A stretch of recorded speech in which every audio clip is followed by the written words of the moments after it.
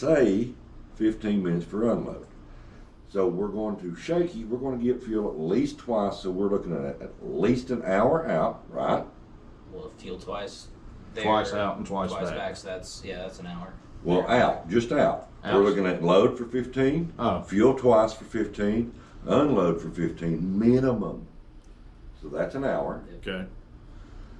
We're going to at least fuel, and we're going to come back. So there's 6 total, right?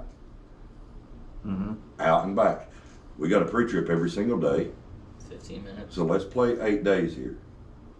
Okay, out and back. Be reasonable. We're playing in our 8 days. We've already got 6. Now we got to add 15 minutes for each day. So that's going to be 2 more hours. So what do we got? 4 hours? Out and back, unload, fuels, reloads, all that, out and back 2 hours, or 4 hours out and back. Yeah. Right? All right, what is 66 hours times 63 mile there? 4,158. 4,158 miles In in 8 days. An average trip to Shaky is about 2,050 miles. Now, I have heard every story. I've been doing this for 30 years. I know how we used to run. That's a lot of miles, guys.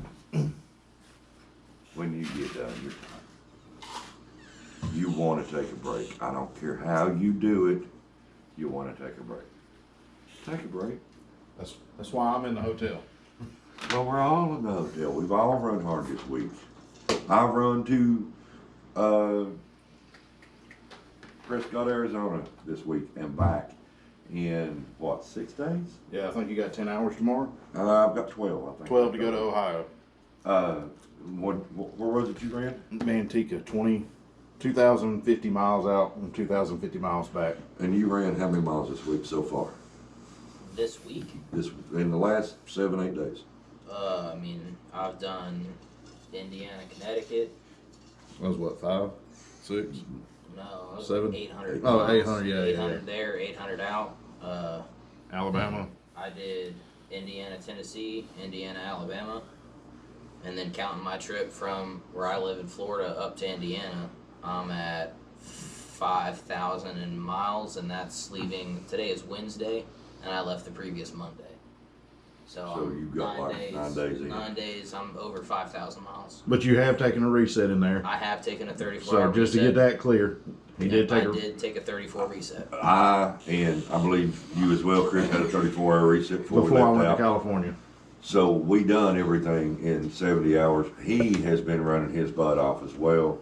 At the end of it, guys, look, you're tired. I don't care who you are. And we're fixing to do Ohio, Yeah. and Georgia, and I'm doing Florida while he's doing Georgia. I'm doing Florida. He's fixing to do Florida. So With illustrious park models. Y'all see that in the next video after this one. But I mean, realistically, guys, if you run legal and you keep your book tight, and we'll get into what tight means in the future, but keep your book tight. Stay off line 3 or 4 is the concept. You can run a lot of miles, you can make a lot of money. You really can. Can you make $10,000 a damn day? No, you can't. But you can be able to provide for your families as long as you're willing to run. But I'll be honest with y'all, because it's no secret what we make. I mean, everybody out there that's researching this knows you make between really $1.25 to $1.80 a mile. Some you get lucky with a $2 a mile. The California was $1.80 after fuel, expenses, and everything in 1 week's time. No. Yours was $1.65. No, California was $1.80. Oh, your last one. Yeah, California was $1. You took. Okay. Yeah, was $1.80 after expenses and everything. I believe I'm gonna. Well, I had $2,800 because I had $800 I left on my EFS card and transferred $2,000. And you done it in how many days? In 7 days. Legal. 7 days. For the love of God. So in 1 week, I made $2,700, and I am wore slap out. So there's no sense in doing anything. Now, a little story for everybody, just real quick. Chris wanted to run like about out of hell. whenever I first met him. Chris and Chris both went around like about hell when I first met him. We still do, legally though. Yeah. However, Chris Thompson discovered on the trip to California and back, the trip out was hilarious because he wanted to go. And he looked at me like I had 100 heads every time I wanted to sleep. He didn't understand sleep was more important than everything else. When we made the flip and we started back and we were pushing hard and we were maxing out our 11-hour days. Now, we were going through 80-mile-an-hour states. No, it's 75 mile an hour. Sorry, 75. I'd done 80-mile-an-hour states coming back this time. Yeah. But on the way back, we were running hard. We were pushing our 11 hours. And it was so funny because we got to Moriarty, New Mexico, and I wasn't even completely shut down. Look over, and he's got all of his shades in him, and he's going, I'm done. Hell with this. But on the way out, he was looking at me like I was crazy, and I was looking at him on that night going, you get it. How much It ain't as great as you think it is running 800 to 1,000 miles a day, guys.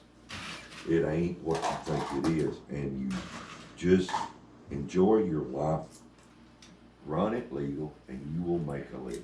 Honest to God. I know this video is probably way longer than it should have been, but I got something I'll touch on. Well, and I just want to touch something too.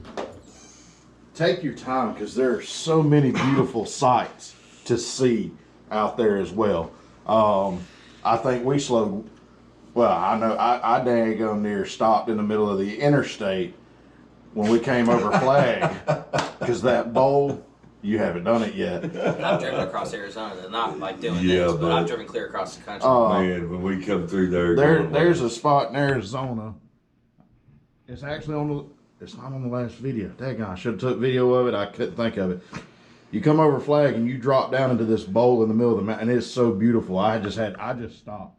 But I mean, in a lot of things, you're going to slow down. What going through the painted desert? New Mexico, Arizona border on I-40. It's awesome. Salt Lake City. When you come into it, it's beautiful. But honestly, I think it looks better eastbound on 80 when you can see the city and then see the mountains behind it, as opposed to going westbound because you're coming off the mountain into it. But take your time. You Enjoy know, the sights. Enjoy the privileges you have, and I mean, you're getting paid to see the country yeah. that a lot of people don't get to see. And I know in my personal experience, I told you the other day, there's stuff out here that I'm able to do on my bucket list that I'd never be able to do without this job. Okay, I think we're getting off track. Oh yeah, sorry. What else have we got? I don't know where else we are. One thing I'll touch on is don't get so gung-ho on hitting your 11 hours of driving every day. Don't get so gung-ho about that stuff just because, I mean, if your mindset is just locked into hitting 11 hours and that's all you're going to do. Because sometimes you're going to hit a brick wall, and everybody's brick wall is different. Yours hit in Colorado. I've hit mine a few times, and I have definitely pulled off driving 7-8 hours that day, and I just get tired of seeing the white dashes in front of me. I get tired of everybody cutting off in front of you and eating their brakes. You know, I get tired of all the bumps in the road. I get tired of whatever you're getting tired of. Hitting that last 5 hours or hitting that last 6 hours for the day is not more important than your life, someone else's life, your equipment that you are driving, the equipment that you are hauling.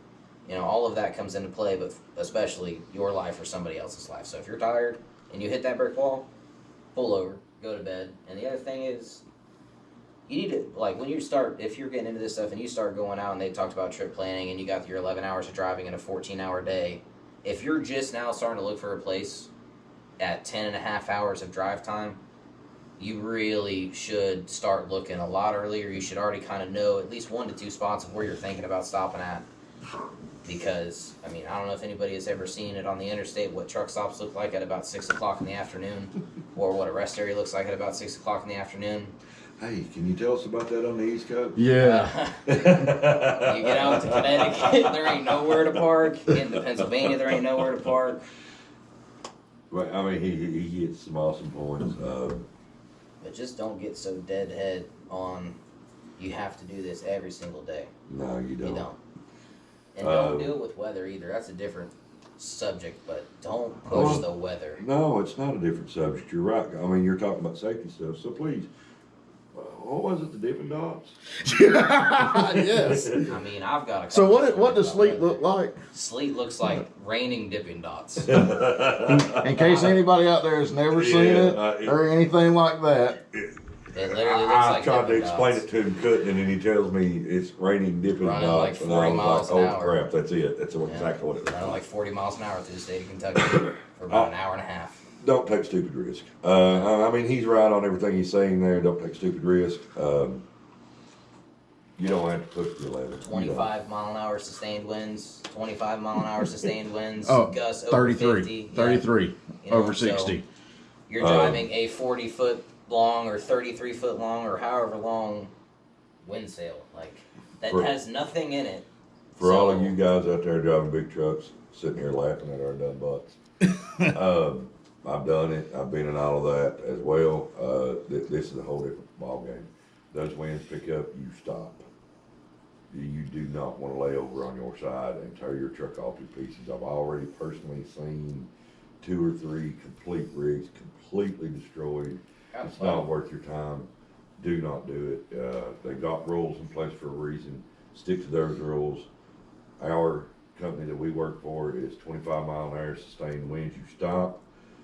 Depending on what exactly I'm pulling and where exactly I'm at, depends on if it's 25 or 15.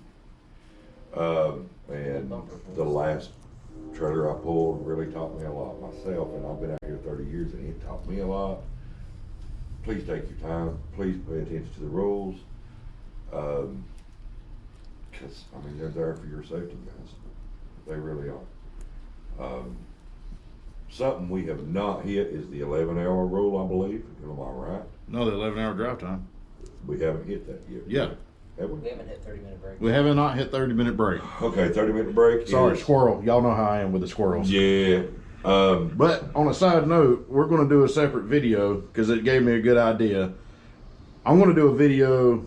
You know, Y'all will can see it. advertise it another time. Y'all That's see right. it next. Y'all see it next, but we'll probably do it tonight if these guys feel up to it and everything. I know Sam took a nap. I took a nap. He's been on the road all day, Chris. But maybe. But I want to do a. Yeah, but he's a punk. Yeah, he's part time, so he's probably still rested from his 6-week vacation. But I do want to do a video on different experiences out there. So I mean, what do y'all think about the different experiences that out on the road? So we'll do that. I But say anyway, that on camera.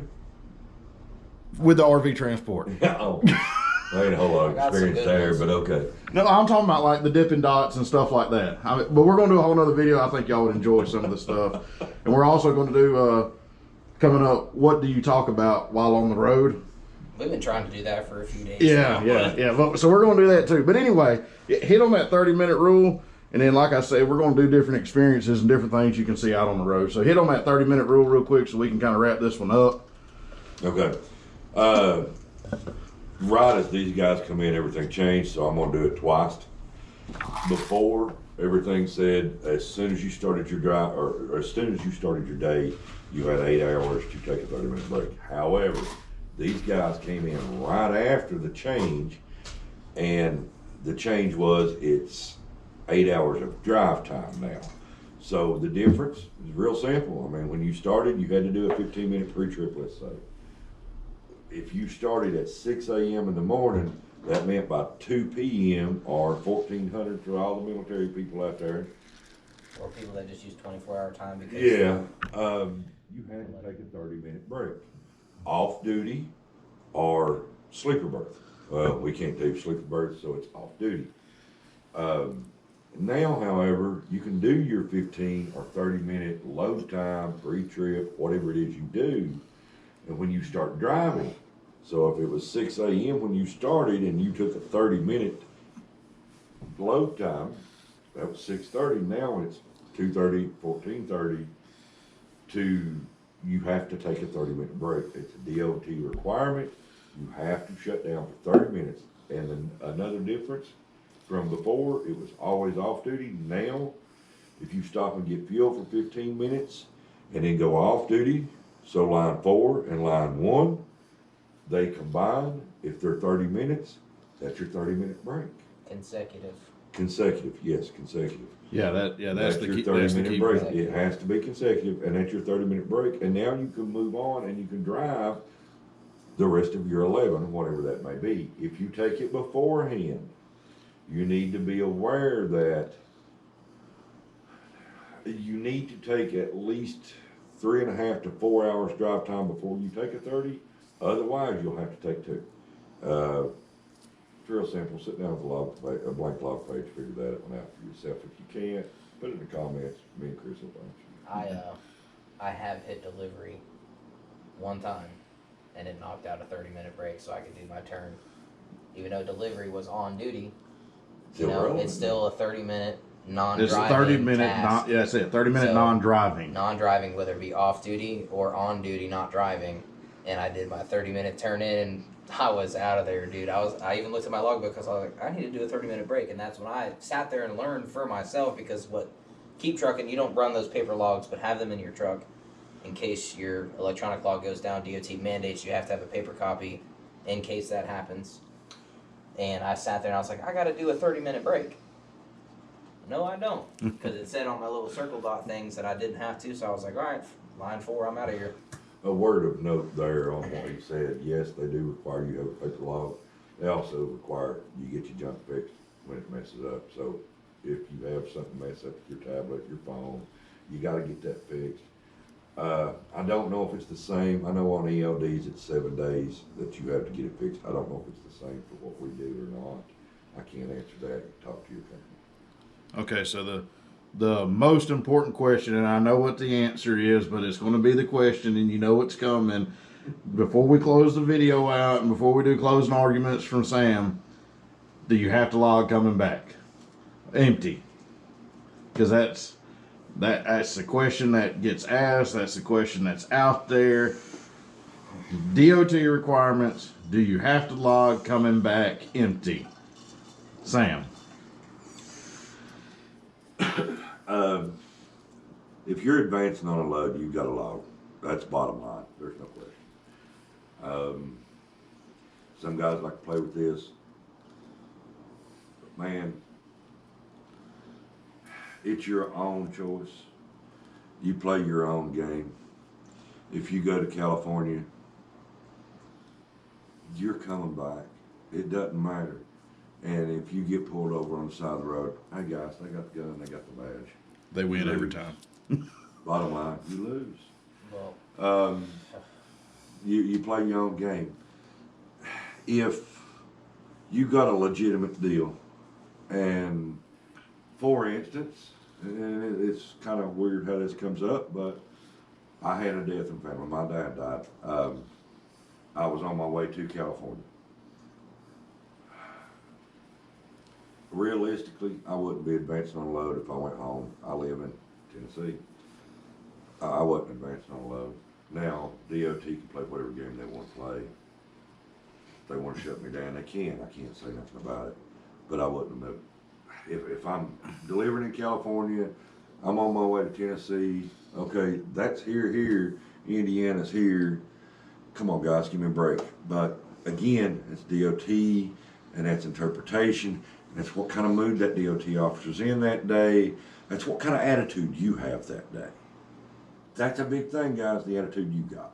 Another thing you got to think of is you're driving a vehicle. I mean, all these companies require, you're driving a vehicle that's plated to carry at least 26,000 pounds. At its maximum capacity would be 26,000. You have unladen insurance and commercial driving insurance. You are technically a for-hire driver. I have heard a couple of people say, I haven't been able to find it in DOT regulations yet, where you start your trip, I've heard people say. So when you leave your doorstep until you go back to your doorstep, ending your logbook there, you're still a commercial vehicle. I've heard that stated. I don't know if that's true. I'm just saying I've heard it stated. I cannot find where it's written down. But I've been pulled for DOT inspection so far at scale houses. You got pulled your first day, your first trip. My first trip, I got pulled into a scale house. That's a story So- for the next video. I don't know. Yeah, that'll be a story for I the don't next know if video, either one of guys, these because it's guys- kind of fun. It's kind of funny, and Yeah. well, I'll let him go into deeper detail on that, what he kind of went through on that, because that would be interesting to see. They will MapQuest your trip out or Google Map your trip out. They will see what mileages you've been doing. And if you logged that you did a trip, and they also see 7 days of your logs, 8 days. 8 days of your logs when you turn it into them for an inspection. So say you did say you did Indiana to Texas, back to Indiana, and now you're in Tennessee, but you didn't log your trip from Texas to Indiana. So you're going to see that you delivered in Texas, and then you picked up in Indiana, but there's no in between there. So how did you get from Texas to Indiana, and you have those hours missing from your logs, and now you're sitting in Tennessee at one of their scale houses? Now, what he's saying, a lot of guys like to play that 34-hour break deal between Texas and Indiana. Hey, it's you gotta log it. It's your game. It's a 34-hour break. You gotta log it, But personally, you're advancing on a load, and a DOT man's gonna probably look at that. In the scenario that he just used, they're gonna look at that and go, no. And at the very least, you're getting shut down. You may get away with no tickets, but at the very least, you're getting shut down. At the very least. For 10 hours plus, depending on where you stand in your hours, it could be a 34. If your logbook looks weird, you might be sitting there for a 34. You're probably looking at a fine. And this is realistically, this is best case scenario. You're looking at a fine shut down for 10 hours if you have an accident. And the company we work for, any hours of service violation is automatic release with the company that we are currently working for. That don't scare me as much as the next thing. If you have an accident, you're looking at attorneys. You do what he just said, and you turn from Texas and run back, not on the books. You flip-flop. And I don't care if you're on your way back or you're not. It doesn't matter. You get in an accident and you injure somebody, you injure some little kid, or you kill somebody, that attorney's going to eat you alive. And guess what? You ain't going to win because you wasn't logging. They've got proof. They can pull your cell phones. They can pull your credit card statements, and they've got you.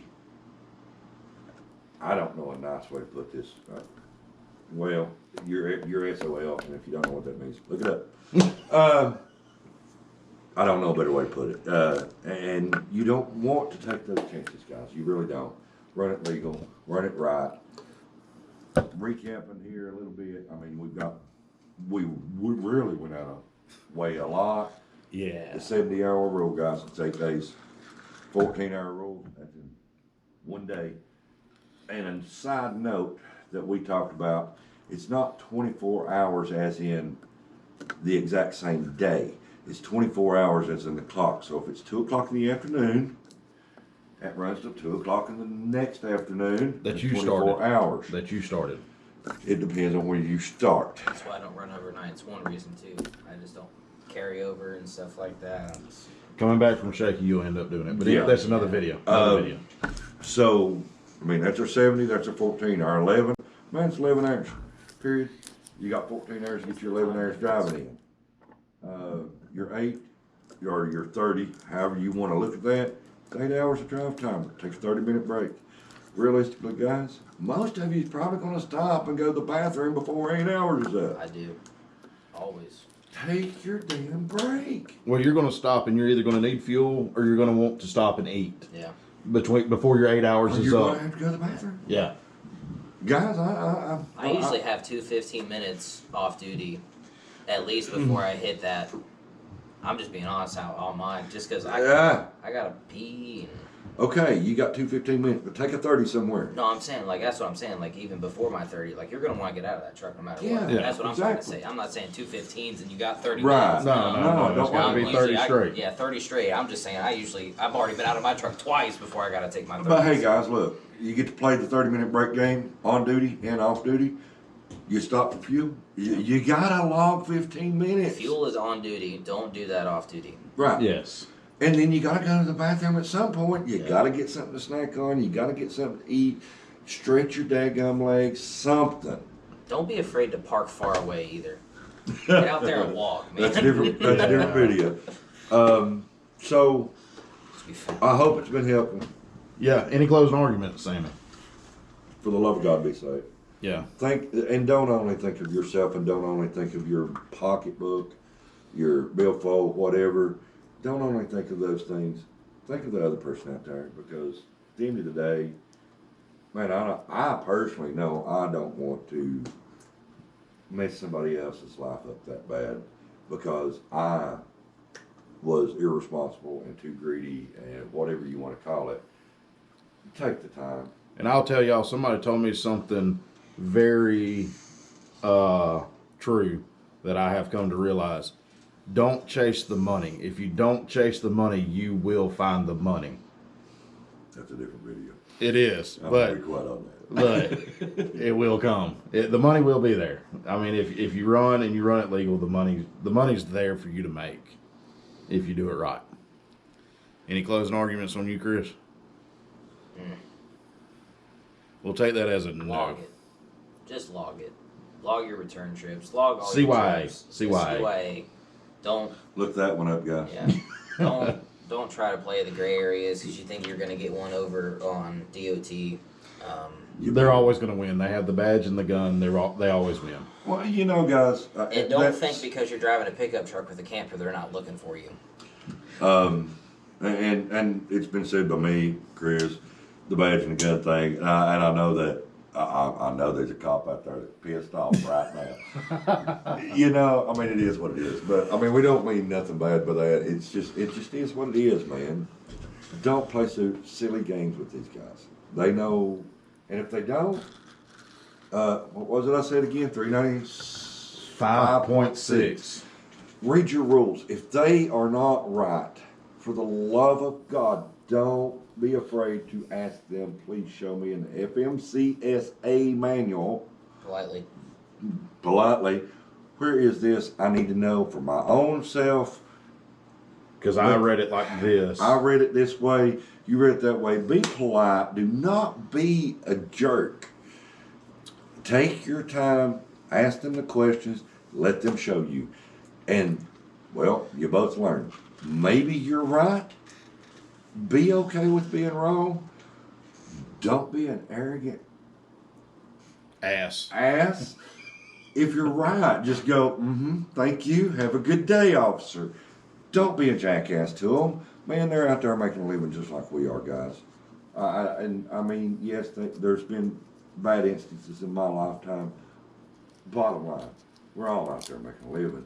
The only difference between them and us, they're making a living off of us following the damn rules.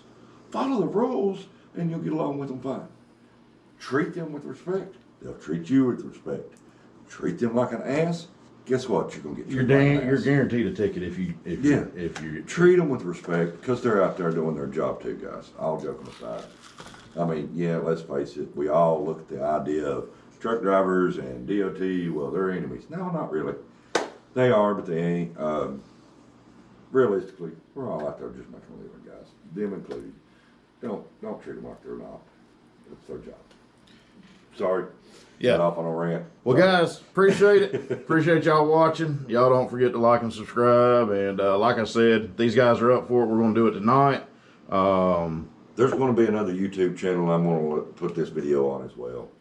I'm going to put it on mine. I don't have a link or nothing at this point, but we'll get one. Yeah, we'll work on that. But we're going to do another, if these guys are up for it, we'll do another one. It'll be in the next video. Y'all see experiences out on the road, stuff like that. It really is a blast out here, guys. We'll catch y'all on the next video. Antlers like you.